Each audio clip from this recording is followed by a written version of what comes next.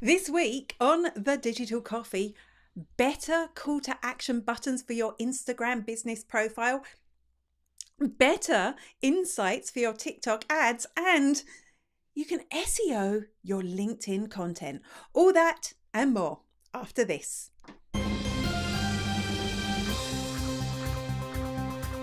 Good morning, and welcome to the Digital Coffee. This is your weekly dose of digital marketing and social media news for small business. My name is Amanda Webb.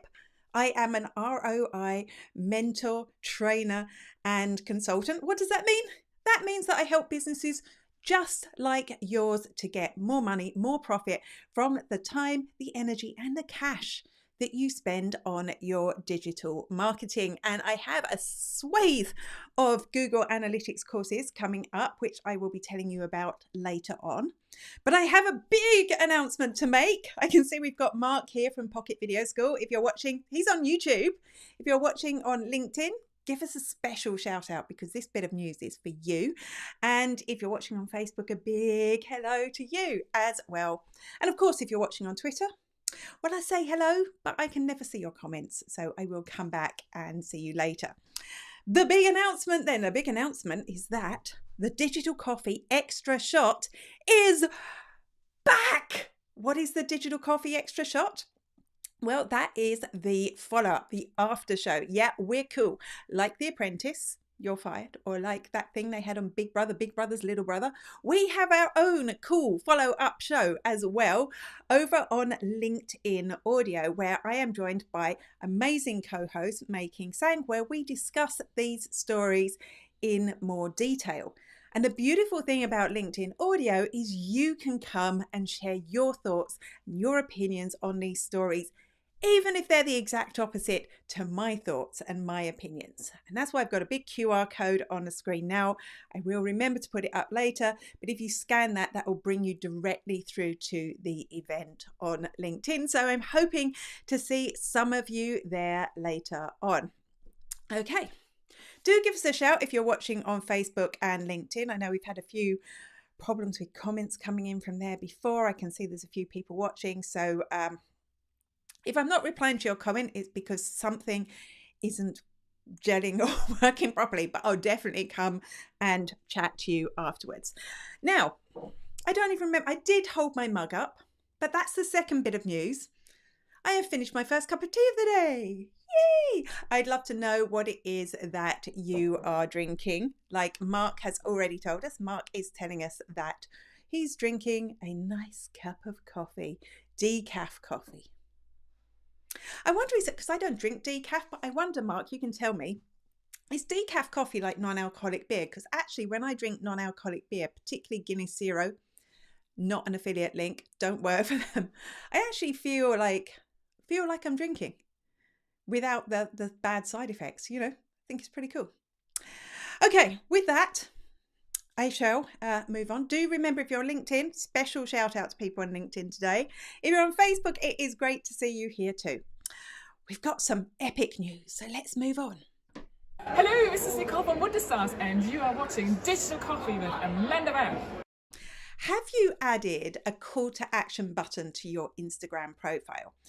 They had these things that they call action buttons, and actually they were quite limited. You could have an action button to order food or to book or to reserve, and these action buttons actually needed to be like connected in. Most of the time they needed to be kept connected to a third party service, you know, a booking service or a reservation service. So they were useful, but not all that useful. But now also not that useful for service-based businesses. I have to say, it was seemed to be food and restaurant focused. I think that's because they were added during the pandemic where people wanted to order food. But now they're rolling out something that could be good for all businesses. They're rolling out a new call to action button that can be customized, and it can be added to a lead form. And a lead form, what is that? Why am I excited about this? Well, a lead form it's almost like the contact form on your website or a quotation form that you might have on your website, but it lives inside Meta, inside their ecosystem. And the reason that that's good is it loads immediately. It loads very fast. There's no friction for someone filling it in. Also, it will auto-populate some of the fields with information from that person's Meta profile. So things like their name or their email address can be auto-populated. And then you can add additional questions. So if it was a quotation form, maybe there's a couple of bits of information that would help you quote them better. You could also use it for like getting people to sign up to your email list. You could use it for competitions. You could just use it as a general inquiry form as well. So I am quite excited about this because this is a call to action button that any business will be able to use, and it can help you convert the people on your Instagram into customers, which is all we want, really, isn't it? I can see Deirdre over there on YouTube. Hello. I think I'm only getting YouTube comments today. So if I am live somewhere else, maybe somebody could go and check for me. I can see I've got loads of people watching, which is why it's really confusing. I'm only getting YouTube comments. Maybe you're just all being a little bit shy on LinkedIn or Facebook, are you? I think it's a comment issue. I do think it's a comment issue. I saw there was an update I was supposed to do to my eCam, but it was too late when I switched it on. Before I move on to the next story, then, just a big apology to anyone who got my email this morning, which I seem to have not edited since last week. I've had one of those scatty weeks. Do you ever have that where you think you've done everything and you're feeling all smart, and then you realise you sent the same email as last week? Facebook is working. Thanks, Dave. Thanks, David, for swaying my idea. Maybe it's just LinkedIn, because we've had problems with LinkedIn comments before. Joanne's having coffee. There you go. That's good. And Pocket Video Skills. Lots of comments over on LinkedIn. Damn! Maybe, Mark, you could just let them know. Or obviously, if you're watching on LinkedIn, I can't see your comments now, but I am so coming over there. Well, I'm going to go and do this. Did I mention we're doing an audio chat on LinkedIn afterwards? I'm coming over and I'm going to come and talk to you once this show finishes. On to the next piece of news. Hi, Sasha Lydia from Think Outside the Bot, and you're watching the Digital Coffee with Amanda Webb. Instagram Notes, which are like a totally retro feature, are coming to Europe. What are Instagram Notes? Instagram Notes are that was a pretty graphic I made for the last one and I didn't show. Instagram Notes, you see that it's in your direct messaging. In Instagram Direct, at the top, you're going to have like these little circles from the people you follow who have added a note. And a note is just text. Yeah, for Instagram, just text up to 60 characters long. And basically, it's a status update to tell people what you're doing right now. Retro, like we used to have on Facebook when Facebook first came out, and all those other social networks as well.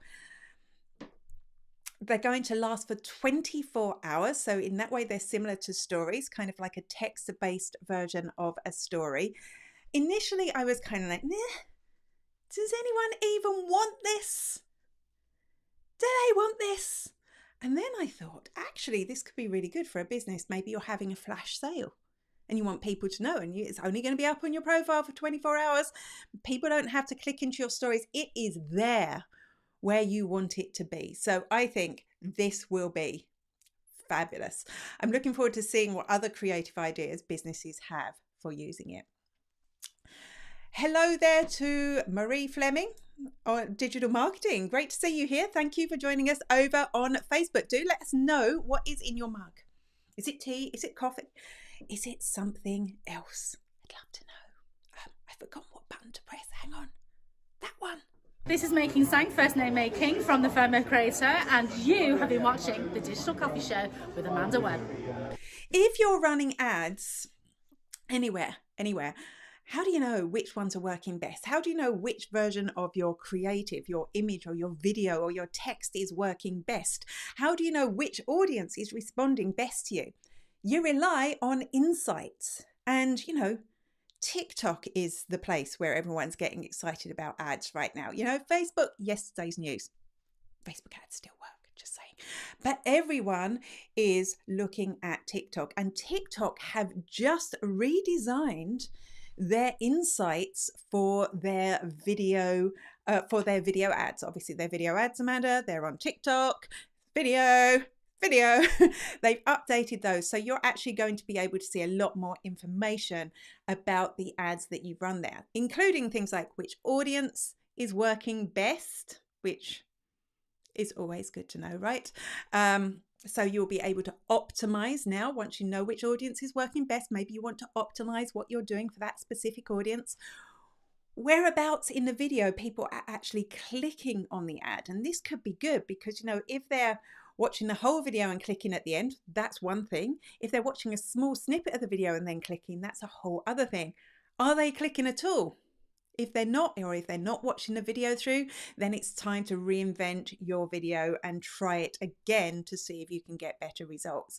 I mean, to me, I don't run TikTok ads, so I haven't been on the inside here, but to me, it seems I would have imagined that this should have been that granular at the beginning, but it's good to see that information's there, and I'm sure that's going to tempt a whole lot more people over to TikTok.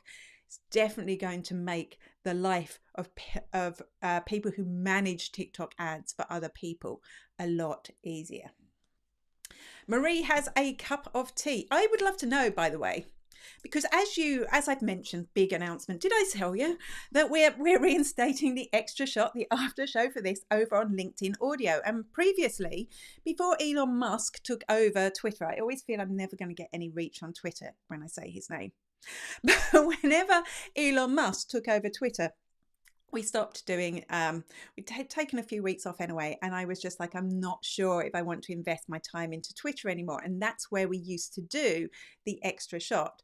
Now we've moved over to LinkedIn, and I'm just wondering, how many people are still tweeting now? Did the whole takeover and the whole Ferrari over the takeover put you off tweeting? Did you never tweet at all? I'm definitely spending less time there. I'm investing less time there, but I still do enjoy looking in on the network, and I do tweet occasionally. So I'd love to know your thoughts on that. Hi, I'm Danielle from Webb, and you're watching The Digital Coffee with Amanda Webb. You may be shocked, I tell you, to hear that some creators and influencers do not declare their paid partnerships when they're getting paid to put posts up. I know, you're totally flabbergasted, aren't you? How could this be a thing? On Facebook and Instagram, and I think even on TikTok, they have like fancy schmancy tools for collaborators, so that when you run a post in association with someone else, you can tag it. That gives the person that you're running it with access to stats. They can even put a bit of ad spend behind it. It's pretty cool. Twitter doesn't have anything like that yet, but they have just updated, like as if this is significant, sorry. They have just updated their, what are they calling it? Their paid partnerships page on Twitter to tell you that if you are promoting a piece of content for a business, you must declare it by putting #ad. So every time that you do a collaboration, and that doesn't mean, it's not actually just collaborations either. It's things like affiliate links. That's something that you will have to put an ad aside for. At the moment, we don't know what the repercussions are going to be, how they're going to monitor that. I'm imagining they will have a fancy schmancy tool like all the others eventually, but this is, I suppose, an acknowledgement from Twitter that there is a problem here and they want to deal with it. Yeah. Do you tweet? I do. I'm Ant McGinley, and you're watching The Digital Coffee with Amanda Webb. If LinkedIn wants to get more eyes on their platform, it needs to get more eyes on your content. So to do that, they're going to make it easier for your content to get found. They are working on what they're not working on. They've actually launched it. You can now SEO not your posts, but your articles that you post on LinkedIn. When you're writing an article, you'll see under menu settings when you go in, you'll have this option to add an SEO title and an SEO description. Now, if you're blogging on something like WordPress and you're using the Yoast plugin, this will be familiar to you. This is basically where you would put in the title and the description as you would like it to appear in search results. And, you know, it can't be completely different to what's in the article. It should be kind of similar to what's in the article, but maybe you want to just construct it a little bit better for search results. And this can help your visibility, it can help your SEO, it could help those articles appear higher in search results, which means you're going to get more traffic to those from search engines, which means LinkedIn's happy because it's getting more traffic. And it also means that because you're getting more eyes on your content, you're beginning to build new relationships with people. You know, LinkedIn are doing a lot of work to make LinkedIn a more interesting, exciting and relevant place. And I know a lot of people who've been using LinkedIn for a long time don't particularly like that, but I think it's a positive move. I can't wait to come over on LinkedIn and see your comments. I can't believe I haven't got comments. It makes me sad. I can't even remember which button to press now. We'll go with this one. Hi, I'm Lee from Wellshot and you're watching The Digital Coffee with Amanda Webb. Cheers. You know what? LinkedIn is like totally invested in newsletters. You know, these newsletters you can set up through LinkedIn and it will send them out to people who said they subscribe by email and also as a notification whenever you tend to send them. A lot of other social networks tried this out. Twitter axed it, Facebook axed it, and last week we found out that they wanted to improve the visibility of your newsletter. They were sending people emails to tell them that now if you're subscribed to a newsletter, it was going to appear on your profile so other people could find it. And this week, they're adding even more discoverability tools. So firstly, you will, if you set up a new newsletter, you will, it will automatically be featured at the top of your profile. You can, if you've got one already, you can choose to feature it at the top of your profile. And then they've got this sneaky little thing, because you can do this on YouTube as well. And I've always felt a bit like that's a sneaky move. I'm not sure I do that. But you can get a link for your newsletter that when people click it, it will automatically subscribe them to your newsletter. So I can see how this would work. Maybe it's a button on your website where you're promoting your LinkedIn newsletter. I just think it's a little bit sneaky. I actually did click one, not knowing what it was going to do, and I thought I was just going to end up following someone, and instead I was subscribed to their newsletter.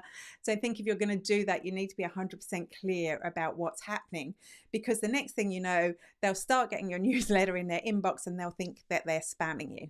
However, it is good to see that LinkedIn are really invested in this newsletter tool.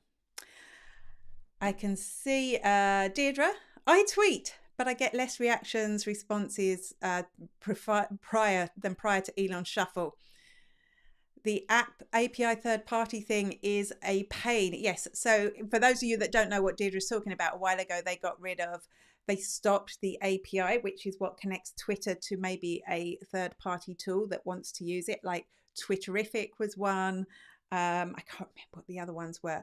So it just disconnected overnight and those tools were kind of left. And there is actually, like today, more news on that, but I'm going to talk about it next week because we were full of stories already. And Twitter, etc. Hi, I'm Christine Gritman, and you are watching The Digital Coffee with social media superstar Amanda Webb. Co-tweets, they were a good idea, right?